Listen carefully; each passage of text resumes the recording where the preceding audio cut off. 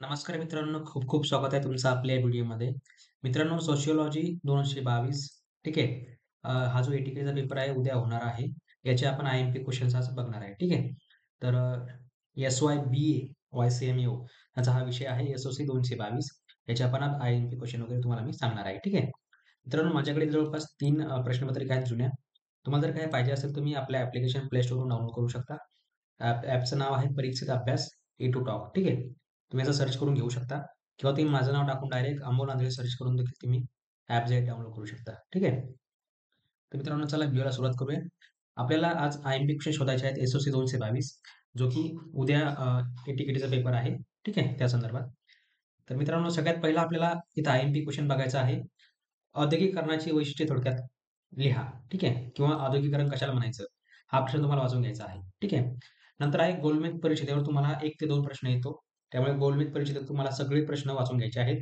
Doctor Babasaheb Ambedkar असतील, ठीक आहे, किंवा त्यांनी कोणत्या मागण्या केल्या. गोलमेज परीक्षेवर तुम्हाला सगळे जे आहे ते वाचून घ्यायचे आहेत. सामाजिक चळवळीची व्याख्या तुम्हाला सांगायची आहे आणि त्या चळवळीची तुम्हाला 3 कारणं सांगता आले पाहिजे पेपरमध्ये. ठीक आहे.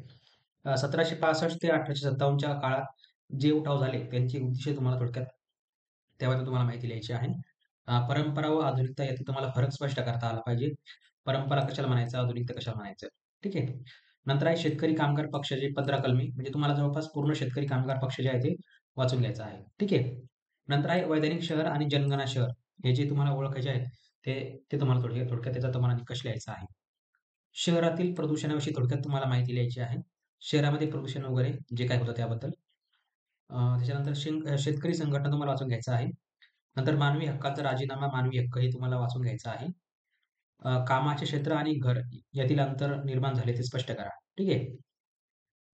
नंतर आहे बघा वारल्यांच्या लढ्याची 3 उद्दिष्टे तुम्हाला लिहायची आहे. वारल्यांच्या लढ्याची उद्दिष्टे तुम्हाला लिहायची आहेत. नंतर आहे बघा चळवळींच्या समाजशास्त्रीय सिद्धांताची नावं तुम्हाला लिहायची आहे. ठीक आहे. नंतर आहे गांधीजींच्या चळवळीतील स्त्रियांचे योगदान तुम्हाला लिहायचे आहे. ठीक आहे. गांधीजींच्या चळवळीचे स्त्रियांचे योगदान किंवा गांधीजी चळवळ तुम्हाला पूर्ण वाचून घ्यायचं आहे.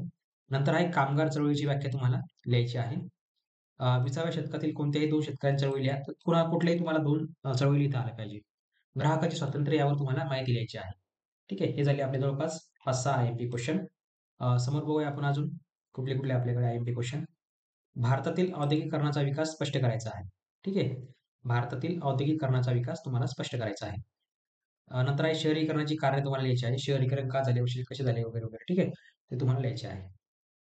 सामाजिक परिवर्तन यावर तुम्हाला 1 ते 2 प्रश्न येतो. ते तुम्हाला सामाजिक परिवर्तन जे आहे पूर्ण वाचून घ्यायचं आहे. तुम्ही एकच उत्तर लिहू शकता.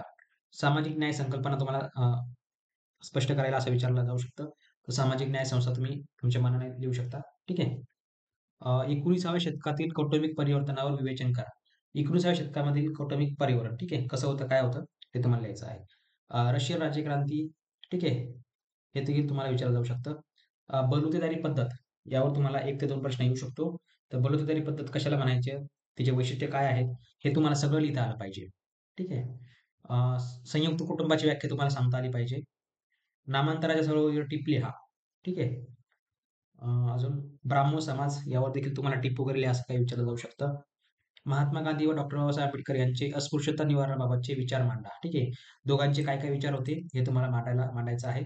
तुम्हाला लिहायचं आहे. ठीक आहे. जमीनदारी व रयतवारी या पद्धतीत तुम्हाला फरक स्पष्ट करायचा आहे. जमीनदारी व रयतवारी. महाराष्ट्रातील शेतकरी चळवळीची आर्थिक व सामाजिक पार्श्वभूमी तुम्हाला स्पष्ट करायची आहे. कामगारांचे प्रश्न व संघटनेचे कार्य तुम्हाला थोडक्यात लिहायचे आहे. हे देखील तुम्हाला वाचून घ्यायचं आहे. आता बघूया आपण अजून थोडे 2-3 प्रश्न. रशियन राज्यक्रांती तुम्हाला वाचून घ्यायचं आहे. जमीनदारी रयतवारी तुम्हाला वाचून घ्यायचं आहे. परंपरागत जाती संस्थेची प्रमुख वैशिष्ट्ये, अजून ग्राहकाचे स्वातंत्र्य हे तुम्हाला वाचून घ्यायचं आहे.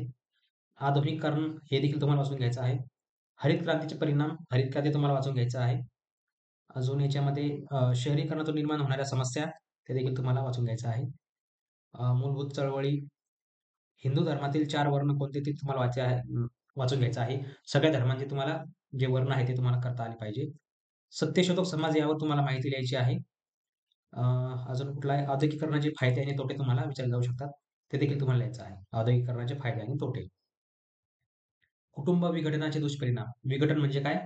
जसं की आपल्या इकडे कुटुंब लग्नानंतर जसं वेगळं होतात, तसं त्या विघटनाचे तुम्हाला दुष्परिणाम लिहायचे आहेत.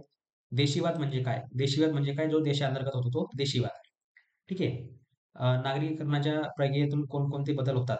नंतर वैधानिक शहरे व जनगणना शहरे हे देखील तुम्हाला वाचून घ्यायचं आहे. ठीक आहे.